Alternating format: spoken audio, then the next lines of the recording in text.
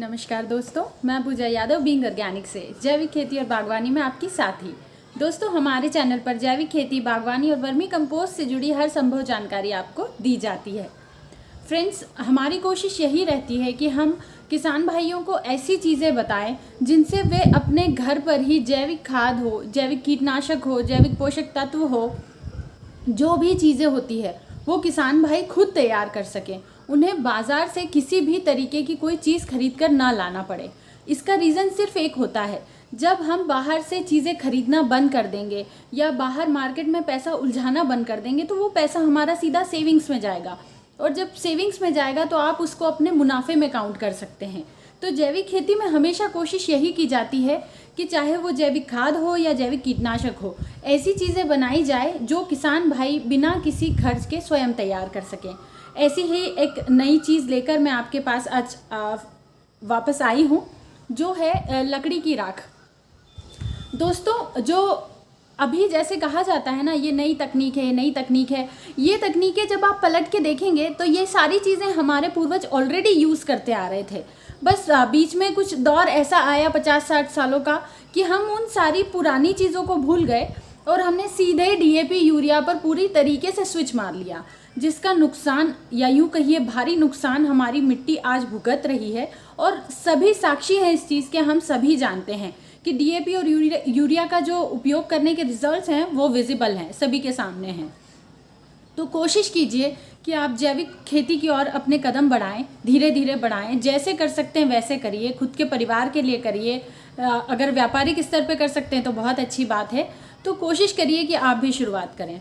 दोस्तों, आज के वीडियो में हम बात करने वाले हैं चूल्हे की राख के ऊपर, या यूँ कहिए लकड़ी की जो राख होती है।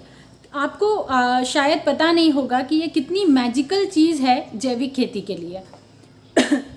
इसमें भरपूर मात्रा में पोषक तत्व पाए जाते हैं। दोस्तों, आप चाहें तो आप लकड़ी की राख ले लीजिए। चूल्हे में, जो आपके गांव में लगभग सभी घरों में चूल्हे होते हैं, तो जो चूल्हे की राख होती है आप उसे भी इकट्ठा कर सकते हैं। डेली की आप राख इकट्ठी कर लीजिए। Excuse me. एक टाइम बाद सफिशिएंट मात्रा में वो इकट्ठी हो जाएगी, वो राख ले लीजिए। सिर्फ इसकी डिपेंडेंसी इस चीज़ पर होती है, इसमें जो पोषक तत्व पाए जाते हैं उनकी डिपेंडेंसी इस चीज़ पर होती है कि लकड़ी की मोटाई कितनी है। यदि लकड़ी ठोस होगी तो उसमें अधिक मात्रा में पोषक तत्व होंगे, और अगर पतली और कुछ ऐसी हल्की फुल्की सी लकड़ी होगी तो उसमें थोड़े से कम मात्रा में पोषक तत्व होंगे, पर होंगे ज़रूर। ऐसा नहीं है कि उसमें नहीं होंगे। आप तीसरी चीज़ ये भी कर सकते हैं कि आपने जो फसलें लगाई है, फॉर एग्ज़ाम्पल आपने आलू लगाए हैं, उसके बाद में जो आपके फसल के अवशेष बच रहे हैं, आप उन्हें सुखाकर उन्हें भी जला लीजिए और आप उसे भी राख के रूप में इस्तेमाल कर सकते हैं। उसमें और अधिक मात्रा में पोषक तत्व होते हैं। पर ध्यान रखिएगा दोस्तों, अगर आप फसल अवशेषों को जलाकर उस राख का उपयोग करना चाहते हैं तो खेतों में बिल्कुल भी ना जलाएं। खेत के बाहर लाकर एक सेफ जगह पर लाकर और फिर उन अवशेषों को जलाकर उसकी राख बनाकर उपयोग कीजिए। मैंने एक वीडियो बनाया है कि आपको खेतों में पराली नहीं जलानी है। नहीं जलानी है तो क्यों नहीं जलानी है, और अगर नहीं जलाएंगे तो उस पराली का करेंगे क्या। इन सारी बातों पर हमने डिटेल में चर्चा की है। आप प्लीज़ जाकर एक बार वो वीडियो ज़रूर देखिएगा, उससे आपके बहुत से कॉन्सेप्ट क्लियर हो जाएंगे और वो आपका एक पहला कदम भी होगा जैविक खेती की ओर। तो आई रिक्वेस्ट यू, प्लीज़ जाकर पराली क्यों ना जलाएं। डिस्क्रिप्शन बॉक्स में मैं इसका लिंक ज़रूर छोड़ दूँगी, तो आप वो जाकर एक बार ज़रूर देखिएगा। तो दोस्तों, अगर सबसे पहले मैं बात करूं कि इसमें कौन कौन से पोषक तत्व पाए जाते हैं। राख में भरपूर मात्रा में कैल्शियम लगभग 30%, पोटेशियम 6 से 7%, फास्फोरस, मैग्नीशियम और भी कई तरीके के पोषक तत्व पाए जाते हैं, जो कि आपकी पैदावार बढ़ाने में बहुत सहायक होते हैं। राख एक तरीके का कीटनाशक तथा खरपतवार नाशी का भी काम करता है। तो अगर आप इसका उपयोग करते हैं तो ये कीटनाशक की तरह भी काम करता है। राख के उपयोग से आपके खेत की मिट्टी भुरभुरी हो जाएगी। इससे उसमें वायु का जो आवागमन है, ऑक्सीजन लेवल जो है वो बढ़ जाएगा। तो ये भी एक प्लस पॉइंट है कि राख के उपयोग से आपके खेत की जो मिट्टी है वो भुरभुरी हो जाएगी। अब बात आती है इसका उपयोग कैसे करें। बहुत ईजी है फ्रेंड्स। जैविक में कोई भी चीज़ का उपयोग करना मुश्किल नहीं है, ना उसके कोई साइड इफ़ेक्ट है। सेम चीज़ राख के साथ भी है, बहुत ईजी है यूज़ करना। आप चाहें तो इसे सबसे जो बेस्ट तरीका होता है, आप जब खेत की तैयारी कर रहे होते हैं तो आप अपने खेत में तैयारी के पहले जो गोबर का सड़ा हुआ खाद डालते हैं या बेस्ट क्वालिटी का वर्मी कंपोस्ट डालते हैं या जो भी खाद आपने बनाया है आप उसे डालते हैं, आप उसके साथ में ही राख मिक्स कर दीजिए और अपने खेतों की तैयारी के टाइम ही इसे जुताई के पहले डालकर अच्छे से खेत में मिक्स कर दिए। ये सबसे इजी और सबसे बेस्ट तरीका होता है। यदि आप ये करना भूल गए हैं, स्किप हो गया है, नहीं कर सकते, तो आप इसे स्प्रे भी कर सकते हैं। स्प्रे करने के लिए आप इसे पानी में घोल लीजिए। पानी में घोलने के लिए आपको लगभग 200 लीटर पानी में 8 से 10 किलो राख को आप डाल दीजिए। 200 लीटर का ड्रम लीजिए, पानी से भर दीजिए, 8 से 10 किलो राख उसमें डालकर अच्छे से हिला दीजिए और रात भर के लिए इसे आप छोड़ दीजिए कपड़े से ढककर। रात भर छोड़ के सुबह आप इसे छान लीजिए और जो भी आपके पास साधन है, आप चाहें तो स्प्रिंकलर द्वारा, आप चाहें ड्रिप इरिगेशन द्वारा, आप चाहें सीधे आप खेत में भी छोड़ सकते हैं, उसमें भी कोई समस्या नहीं है। जैसे हम सीधा पानी लगाते हैं आप वैसे पानी लगा दीजिए, उसमें भी कोई समस्या नहीं है। जिस भी तरीके से आप पानी के द्वारा डाल सकते हैं आप डाल दीजिए, इसका कोई साइड इफ़ेक्ट नहीं है, कोई परेशानी नहीं है। अब इसका अगर एक प्लस पॉइंट ये है कि अगर आपके पास वेस्ट डिकम्पोज़र है तो आप वेस्ट डिकम्पोज़र में ही इसे गलाइए। 200 लीटर का घोल आप वेस्ट डिकम्पोज़र का बना लीजिए, उसमें राख डालिए और फिर उसे स्प्रे करिए या ड्रिप के द्वारा, जैसे भी आप सुविधा अनुसार डालना चाहे वैसे डालिए। ऑसम रिजल्ट्स हैं, आंखों देखी चीज़ें हैं, कोई हवा में बातें नहीं होती इस चैनल पर। तो प्लीज़ जो भी लोग ये चीज़ें कमेंट बॉक्स में छोड़ते हैं कि कुछ नहीं होता जैविक खेती से, मैं भी कर रहा हूँ, तो आप ज़रा पॉजिटिव चीज़ें देखिए, आप पॉजिटिव लोगों से मिलिए, जो रिजल्ट्स ला रहे हैं आप उन लोगों से बात कीजिए। यूट्यूब पर कई ऐसे लोग मिलेंगे आपको हमारे जैसे जो जैविक खेती कर रहे हैं और बहुत अच्छे रिजल्ट्स के साथ में कर रहे हैं। तो just trust on your self, अपने आप पर विश्वास रखिए और आगे बढ़िए।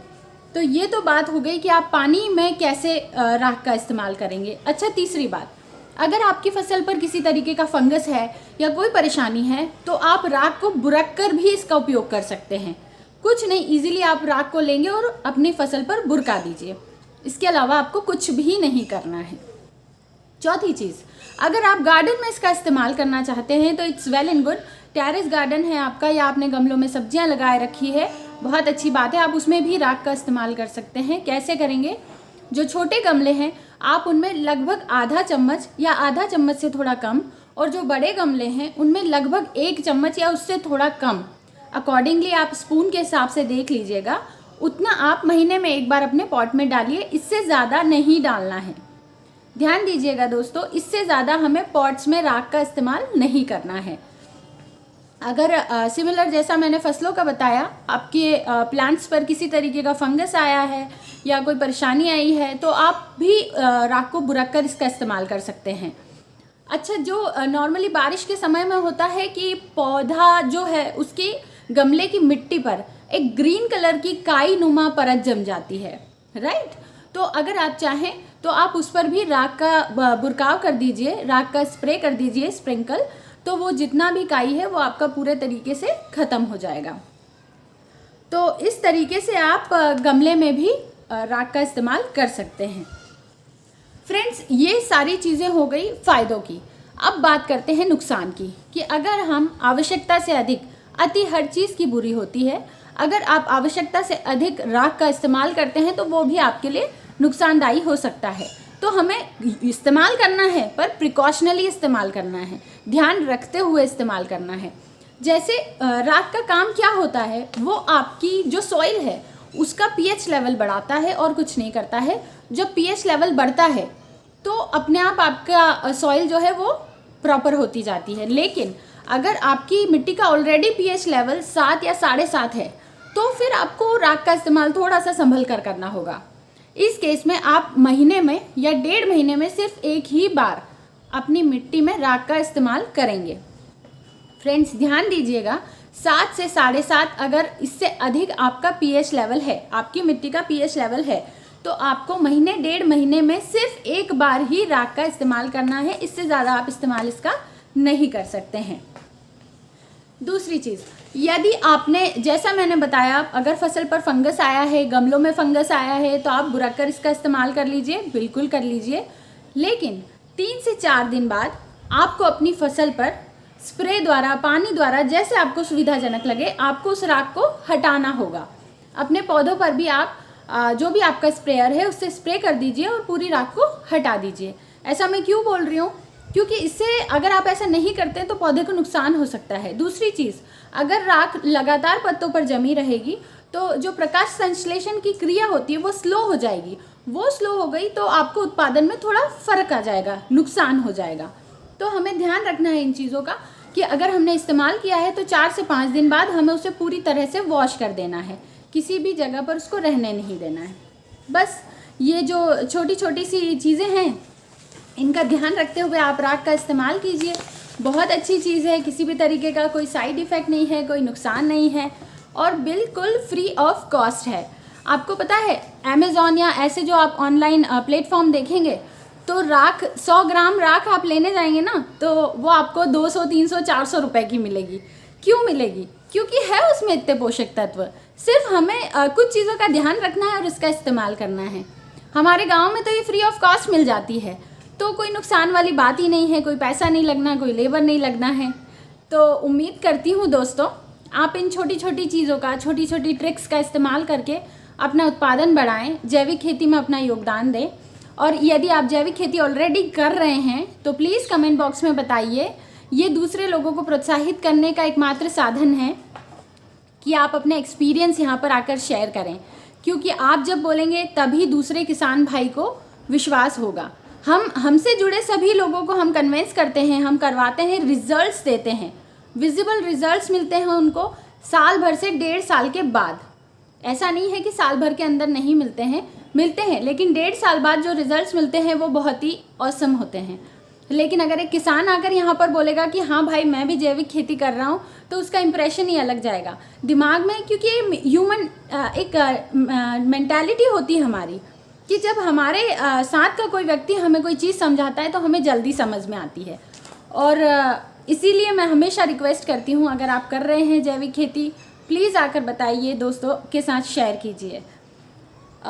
तो ये था आज का डिटेल वीडियो राख के ऊपर, कैसे इस्तेमाल करें, क्या सावधानियां रखें। अगर आपको वीडियो पसंद आया हो तो अपने किसान भाइयों के साथ ज़रूर शेयर कीजिए, गार्डन में भी इसका इस्तेमाल कीजिए। अगर चैनल पर नए हैं तो सब्सक्राइब कर लीजिए। इसी तरीके के इन्फॉर्मेटिव वीडियोज़ अगर आप देखना चाहते हैं तो बेल आइकन को भी प्रेस कर दीजिए। Thank you.